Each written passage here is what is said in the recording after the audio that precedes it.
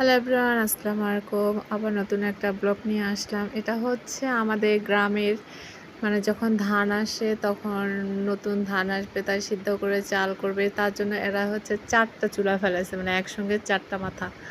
এখানে ভাবিরা এটা হচ্ছে আমার ভাবি, ওটাও হচ্ছে আমার ভাবি। ওদের খলার মধ্যে ধান যেহেতু পেকে গেছে, এখন তো ধান আসার সময় ধান সিদ্ধ করবে কোথায়, যার কারণে একটা চুলা ফেলেছে, দেখেন ৪ চুলা। এটাকে আমাদের গ্রামের ভাষায় বলে এটাকে ৪ চুলা। তো আমার ভাবির রেসিপি ভাবলাম যে আপনাদের সঙ্গে একটু শেয়ার করি। তো ভাবিকে বলতেছি একটু আপনাদের সবাই মিলে ভিডিও করি। বলছে আমাকে করিস না, তো আমি বলছি না একটু করি, সমস্যায় কোথায়। তারপরে এতে কি সুন্দর, দেখেন কত সুন্দরভাবে চুলাটা ফেলাচ্ছে, চুলাটা ফিনিশিং করে দিচ্ছে। যে চুলাটা কিন্তু ইনি ফেলাইছে আর কি, ওই ভাবিটা আশিকটা আছে, ওই ভাবিরই চুলা।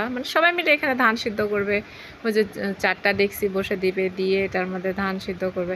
চুলাটা দেখতে কিন্তু অনেক সুন্দর হয়েছে। আর হচ্ছে মুখটা হচ্ছে ওই সাইডে, ভাবি যে সাইডে আছে সেই সাইডে মুখ এখনও তো কাটেনি, ও সামান্য একটু কাটছে আর কি।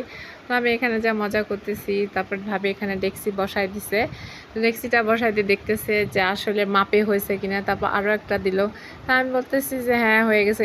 এদিকে মনে করেন যে এদিকে 2টা ডেকচি থাকবে, ওইদিকে 2টা ডেকচি থাকবে। মনে করেন যে একবারে অনেকগুলো ধান সিদ্ধ হয়ে যাবে। তারপরে এই চুলার মধ্যে এখন একটা জায়গায় যখন গ্রামের মানুষের চুলা সবাই চলে আসে, এখানে আমার মামি আসছে। তো এই সাইডে দেখেন আমার আম্মু চলে আসলো। ওই যে এখানে এক ম্যাম আছে। এই যে চুলার মুখ ফাইনালি এই ছোট্ট, এখনও করেনি, জাস্ট চুলাটা ফেলাইছে, মুখটা এখনও কেটে দিবে। এদিকে মুখটা কেটে দিলে এখন ওটা হচ্ছে চুলা হয়ে যাবে। তো সবাই এক জায়গায় সব মহিলা মিলে গল্প করতেছে, আমাদের সঙ্গে ইয়ার্কি করছে, আমাদেরকেও ধান সিদ্ধ করতে বলতেছে এই চুলাতে, যে তোরা ফার্স্ট করবি। দেখেন কুয়ার মতো ভিতর কতখানি দেখছেন, এই চুলা ভরতে কতগুলো। আমাদের গ্রামে অবশ্য খ্যার দিয়ে ধান সিদ্ধ করে আর কি। যে খ্যারগুলোতে ধান বের হয়েছে, খ্যারগুলোতে ওটা শুকাবে, শুকার পরে তখন ওই খ্যার দিয়ে চুলাটা তখন ওটা ভরে যাবে অবশ্য।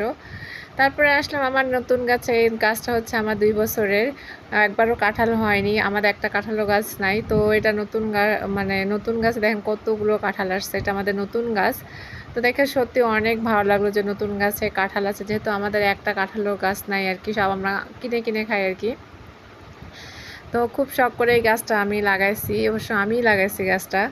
অনেক অনেকগুলো যে নতুন হিসেবে মাত্র 9টা গাছ। তারপরে চলে আসলাম আমার মায়ের সবজি বাগান। তো আমার মায়ের সবজি বাগানে দেখেন কি কি লাগছে। এটা হচ্ছে তরাই গাছ, আর নিচে যে শাকগুলো আছে এটা হচ্ছে চাম ঘাস। আপনারা কি বলেন আমি জানি না, এটাকে আমরা চাম ঘাস বলি। শুটকি দিয়ে রান্না করে খেতে খুব মজা লাগে। আমার আম্মু হয়তো কালকে এটা রান্না করবে।